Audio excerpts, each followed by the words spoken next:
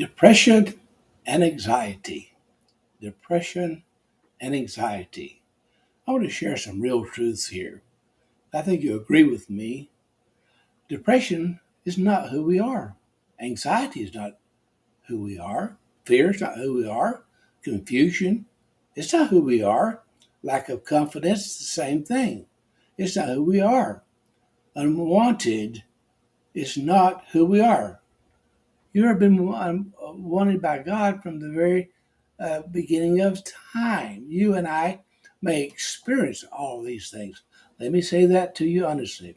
You and I may experience these things, and they feel very real because I've been a coach, counselor, and mentor for 30 now plus years. But when people call me for an appointment, I know one thing. When they say, Doc, I need to see you with an appointment because I have some issues. You know what? Guard your heart above all things, for out of it flow all the issues of life. As a man thinks, so is he. So the truth of your being is not who you are believing, because you are believing something that's not true according to what we have been given by God. It's really that simple. It's not the truth of my being. It's not the truth of my being. Jesus defines the truth of my being. Do you understand that? It's the same thing for you. He has defined who you are. In fact, who you are, well, your divinity as a son and daughter of God is who you are. That's your identity. You identify with him because he's already identified with you. So the battlefield is not so often in our, but the battlefield is very often our thought life. There it is. It's our thought life. Our words spoken have power. I must take that again. What we're saying, I am, and you can fill in the blank after I am this or I am that. Uh, we aren't, though. We're not those things, but we think we are. Do you hear me clearly? We aren't those things that we are thinking,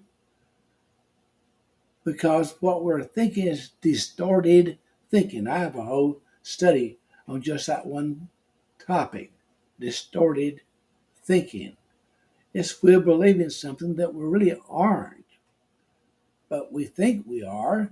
So we need to pay attention to how we speak and what we think about ourselves and others. Let me take that one more time. We've got to shift our thinking, how we are speaking to ourselves, as well as we're thinking and speaking about others. So we need to meditate on these truths right here. What is true, right, noble, lovely, admirable, worthy of praise, those are things that's right out of the word. It begins to redirect neural pathways. It begins to direct neural pathways. Now, I've heard of people that's been healed by the way they have started changing the way they think and believe. You can do that. You can believe the truth. And Jesus said the truth will make you free. Well, it's just the truth. Now, I pray we all will begin to believe and speak the truth to ourselves. So, we speak the truth to ourselves first, and then we can speak the truth to other people. We were created for great and mighty things. We were created for great and mighty things.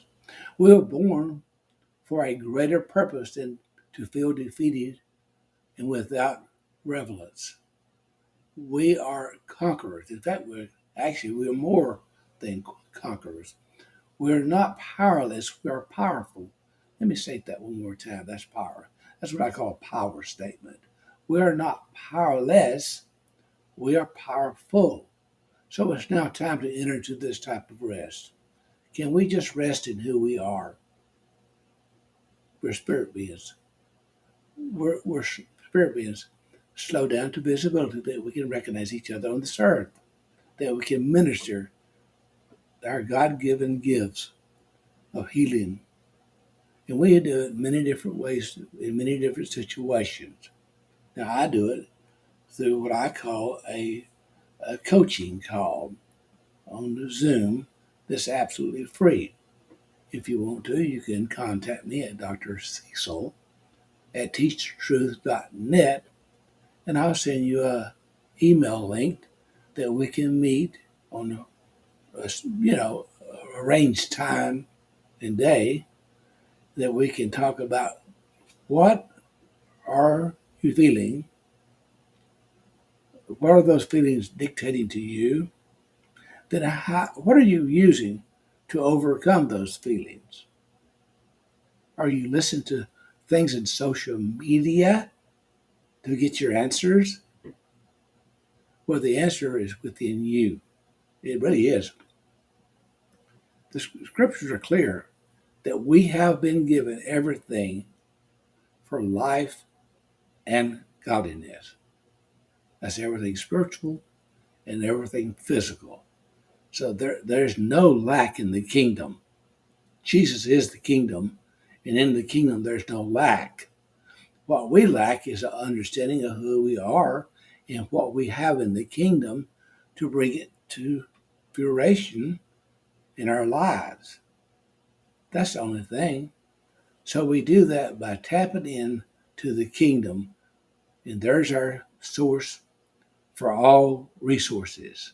It's right there, and it's within you, it's within me.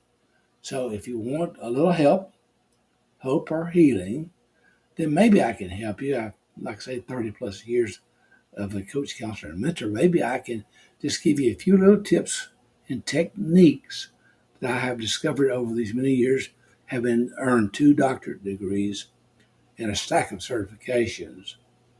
Well, I'll pass it on to you. I'm not asking for any money. That's confusing to some people.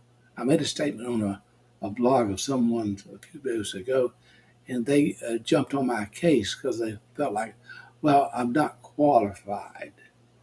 And I sent back to the person and I gave them my credentials as being involved with 2 seminaries, 3 certification websites, and just a stack of certifications that I've earned. And then they thought, well, you're just egotistical. What you're saying is that you know everything. No, I don't know everything, but I do know a few things I can share with you that just might help you.